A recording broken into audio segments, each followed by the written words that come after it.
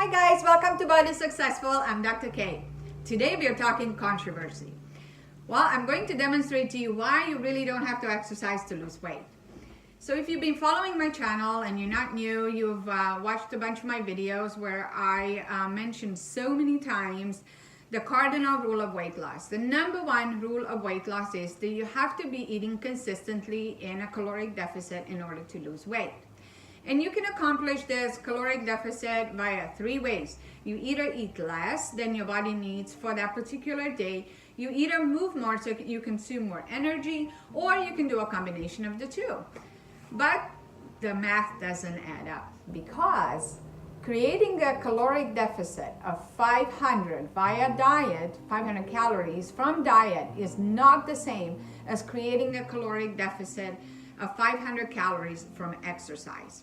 And in order to understand this, and this is actually the reason why we do not need to exercise in order to lose weight, in order to understand this, we have to take a look at the energy balance equation in the body. And the energy balance equation just represents how your body basically manages energy on a daily basis.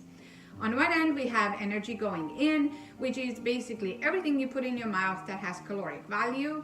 And on the other side, we have all the things your body does, whether it's conscious, non-conscious, planned, non-planned activities that will burn calories.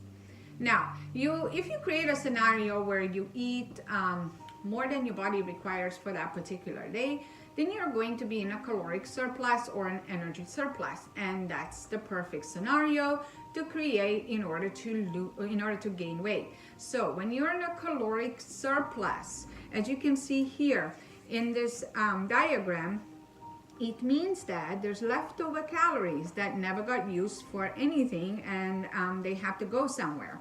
You can't just make it disappear in thin air, so the body has to store it away for a potential later use. As it turns out, there are two storage options available within your body. There's the fat cells and the muscle tissue. Fat cells will store fat cells, and muscle tissue is going to store glycogen or sugar. And this is why in a caloric surplus, it will always cause you to gain something. It'll either be body fat, muscle mass, or a combination of these two. Now, of course, the opposite scenario is when you actually eat less than your body requires that particular day.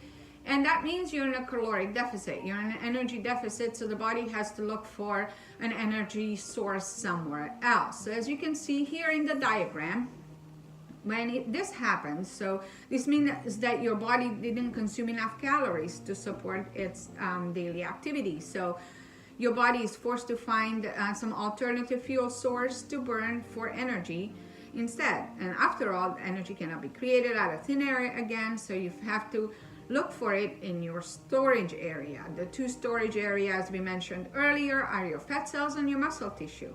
And this is why, when you're in a caloric deficit, you will always lose something. It'll either be a body fat, it'll either be muscle tissue, or it will be a combination of both. And of course, the third scenario logically is going to be when you input equal amount that you're using, and that is called a maintenance. When you're in a maintenance situation, as it's shown here in this diagram, there's no surplus that needs to be stored away. There's no deficit that warrants burning off backup fuel. So your body is basically not losing and not gaining anything. You're just maintaining your current state. Okay, well, now that we understand that, we need to figure out how do we put a value to this so we can apply it to our weight loss goals. And there are several ways that you can do this, all right? Now, keep in mind that in order to find this number, we have to find our total daily energy expenditure. That's the sum total of all the calories that you will burn on a daily basis. And it turns out that in order to figure this out, we need to take a look at our equation. The total daily energy expenditure has several components. It has your basal metabolic rate, your thermic effects of activity, your thermic effects of food, and the non-exercise activity thermogenesis. And you see there are so many variables here. So your basal metabolic rate is basically the amount of calories you're going to consume or burn at rest, just keeping you alive without moving the muscle in a day. Now, the thermic effective activity, this is particularly referring to exercise, any scheduled in workouts, for example. The thermic effective food, or TEF, this is actually the amount of calories that your body burns when you're putting in calories. So it requires calories in order to break down the food that you consume. The non-exercise activity thermogenesis, or NEAT, now these are the calories that you burn as a result of all the little things that you do to fill up your day. This is like all the non-intended movements, all the intended movements, walking to your car, getting out of bed, going to the bathroom, making coffee. You get the point. And it's interesting that this actually accounts for a surprisingly significant amount of calories that people burn each day. Now, since this equation has so many variables in it, it is very difficult to come up with an actual accurate number for each individual. So the interpersonal reliability of this equation is really poor because there are so many variables. So instead of looking at this as a particular number, we should rather look at it as a range, which would be a lot more accurate. Of course, the intrapersonal reliability is much better, which means that one individual calculating his own parameters over a certain period of time, and that's really what we're interested in anyway. Nevertheless, how do we calculate this number? There's so many different ways by which you can go about doing this, and most people use the Harrison-Benedict equation. As you can see it here, I'm going to put it up. It is gender specific, and it is very specific. In other words, it'll give you one number. Now, I don't know about you, but most of us do not eat the same amount of calories every day. It's just not possible. Most of us think when we talk about calories, we think about a range, right? So for practicality purposes, what I like to do is take the weight in pounds and multiply it by 12, and also multiply it by 18. Now this will give you a range. Suppose your range becomes 1,500 calories and 2,000 calories. So now if you're a petite individual who's not very active, or you're female, you're going to stay towards the multiplier 12. If you are someone who's really large, whether you have a lot of muscle, or you're morbidly obese, or you're a guy, or you're really active, you're going to go towards the multiplier 18 more likely. So now you have this range, and what I recommend you to do is to track your calories for just 1 week to see, and take an average of those 7 days, and just to see where you're at in this continuum. And then once you figure that out, suppose out of the 1,500 to 2,000 calories, you come up with 1,800 calories, and then take plus or minus 100 calories, and that's pretty accurate. So you would be at about 1,700, 1,900 calorie range, and that represents your maintenance calories. Now you understand how many calories you're consuming in order to maintain your frame, but your goal is to lose weight. So how do we come up with the deficit? Because the cardinal rule of weight loss, after all, is we have to create a deficit on a consistent basis to lose weight. And to do that, we have to cut calories. We're going to cut minimum 10%, maximum 25%.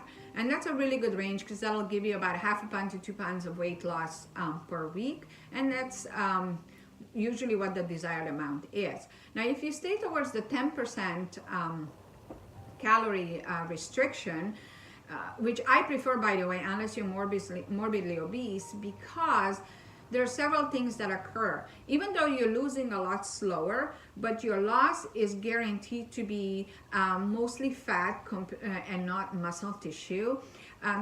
The chances of you sticking with this diet are going to be a lot higher, because the sacrifice of cutting 10% of your caloric intake is not a whole lot. Most people can do that, and they're going to stick with it. Also, because you're losing slowly, your endocrine balance is more likely to stay. So in other words, your metabolism is not going to be damaged. And if you plateau, you still have that cushion of another 15% of caloric cut that you can do, so that you can keep going longer on this diet. Now, you can also cut 25% by all means if you'd like, and most people like to see results fast, but unfortunately when you're seeing results fast, that also means that you're losing more muscle mass than you'd like and less fat.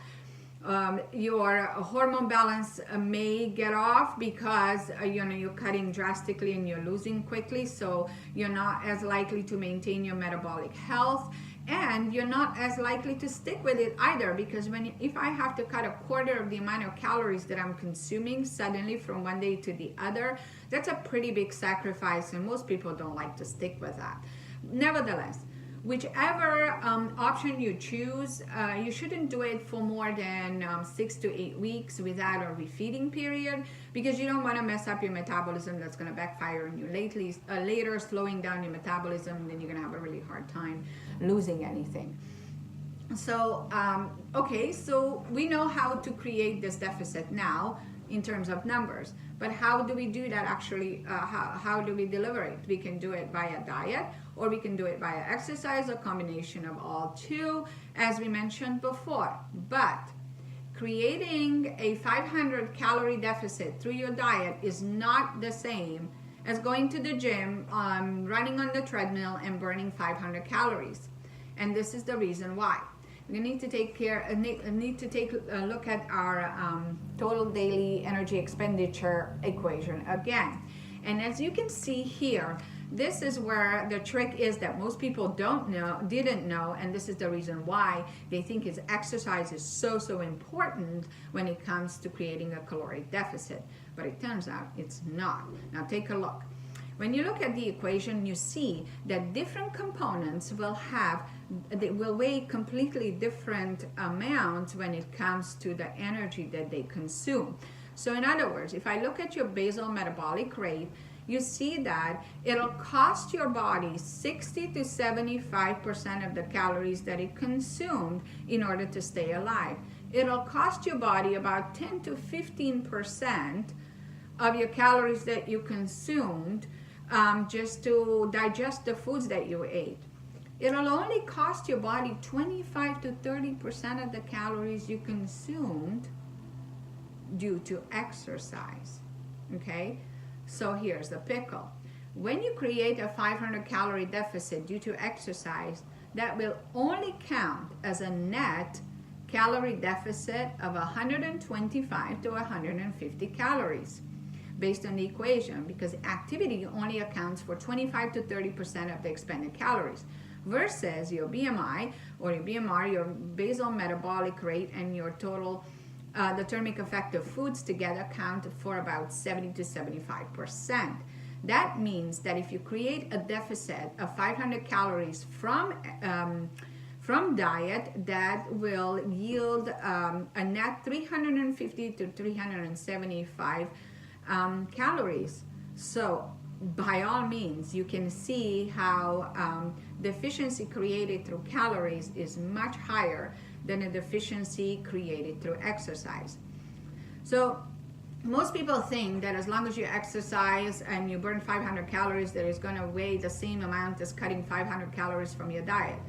But it seems like, if you look at the equation again, that exercise only represents about 1/3 of the food intake. So in other words, it weighs only about 1/3 of what the food weighs. As a result, you would have to exercise about 3 times as much as you think that you should in order to get to that caloric deficit. Moreover, science shows that, research shows that mild to moderate exercise will cause you to decrease your appetite. However, exercise that is demanded of you to create this deficit will actually increase your appetite and will cause you to want to eat even more. So exercise is super important. I'm a fan of it. I do it, and I recommend it even for weight loss. But strictly looking at it from a caloric deficit standpoint, exercise is not efficient in creating a caloric deficit. And the cardinal rule of weight loss is that you have to eat in a caloric deficit for a period of time in order to lose weight. As a result, exercise is not efficient in doing that and is not required for you to lose weight. I hope I cleared this up for you. If you like the video, give me a thumbs up. And if you like the contents on my channel, please subscribe so we can spend more time together. I hope I can see you in my next video. This is Dr. K, all the way, signing out. Till next time.